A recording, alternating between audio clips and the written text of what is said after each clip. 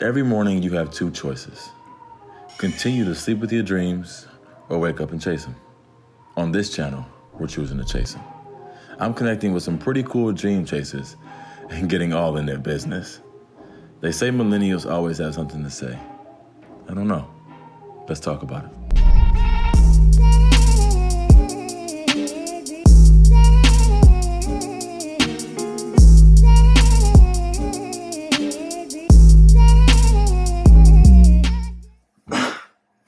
What's going on? And thanks for tuning in today. I'm OBO, of course, and I'm sitting here with these beautiful people. I got Kirsten, the hair, the beauty, the lifestyle blogger. I got Candace, the dancer, who was just making it happen with Keith Sweat and the quad and everything else. And I got this guy over here who decided to, I'm gonna just, let it be. He's a physique engineer. Okay, Christian. And we're talking about God. I guess let's start with, how did you know God for yourself? Like, I know that most of us, when we're young, our parents kind of give us God, right? They take us to church, and that's kind of where you learn them. But when did you learn them for yourself? College. College? Yeah. Okay. Yeah, that's when I first was able to test my faith. College, it presented a lot of struggles for me, and I had to use something more than just what I was taught by my parents. So I had to seek something that was higher and more divine. That's good. Yeah, mine actually was, like you were saying, is through the parents. It wasn't just them introducing me, it really was me feeling God through their lives. And I was like, oh my God, I want that. Like, that's how it was introduced to me. And then I just grew through struggle to get closer to him. Kind of the same. It was definitely, ingrained in me as a child. But after I graduated college, that was when I say I really had to find him. During that period of transition, it was just crazy. And it felt like I was out there wandering by myself. And it wasn't until I really sought that relationship with him that I found him.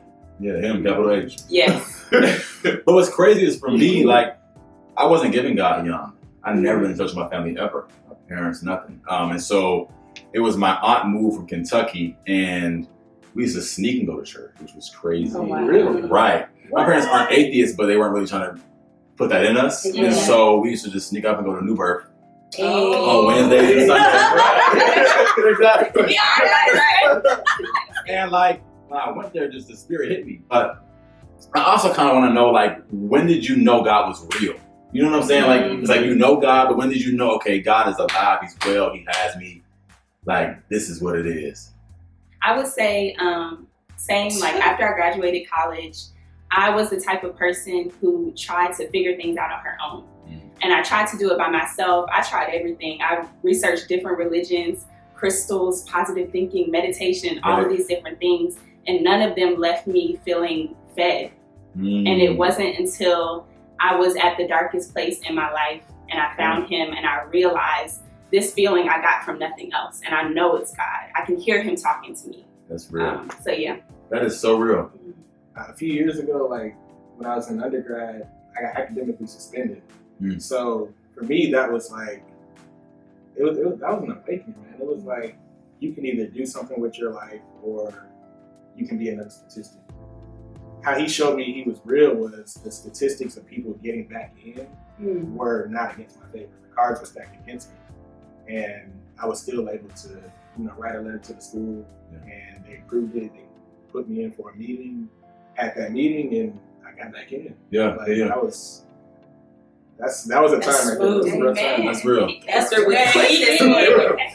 And mine is similar to yours, I think, because like for me, I think, we all make those deals with God when we get in those bonds.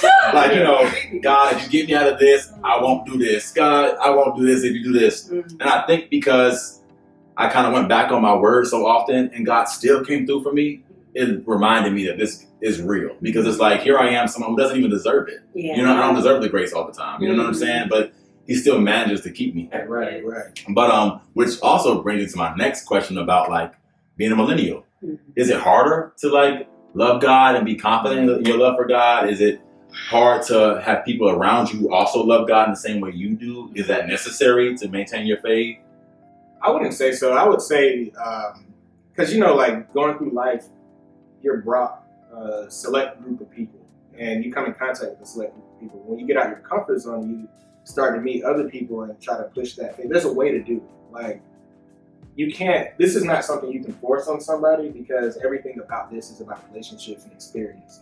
I think for the biggest thing now for millennials is it's just not the cool thing to talk about. It's just not the cool thing to do, or like what you were saying, Christian, in your small group, or haha, play on words because that's what churches use, but in your small circle, you know, like attracts like, so you have those people who do love Christ, but then when you're outside of there, it's like, man, I only have like one person who I know who truly loves God as much as I do, or even a little bit more, helping me get closer to God. So when you're dealing with other millennials, it's just like you really feel like your God is, I don't know, Instagram. It's just not cool. And I think of it like the gym, kind of, and this is my best reference for everything. But like, it's kind of like you can't not go to the gym and expect the gym to give you what the gym is supposed to give you, right? And so like, but also the gym is not the only place to go to get your body right,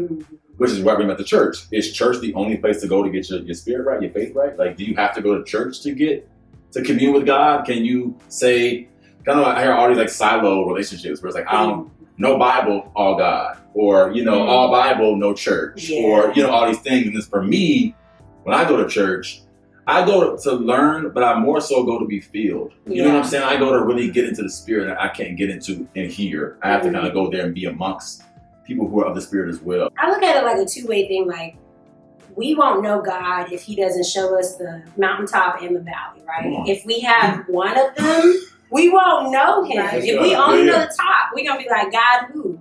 To answer your question, no, church isn't the only place you need to go to, but it's definitely an integral part.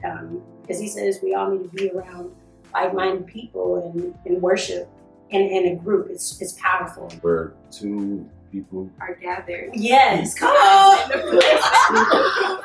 Two or more gathered. It's come on now. Yes. And that so feeling, different. right. That feeling is a lot different. So I think different. that like reading your Bible and like staying fast in the Word is how we learn to hear from Him. My reference is like, you know how you go to college, you pick a major. In order to be an expert in that field, you go to classes, but you also do things with the students. That's good. That's good. And then, that is good. And there's homework. Then you gotta read the book. Right. You gotta read the book, you know, the book synonymous to the Bible.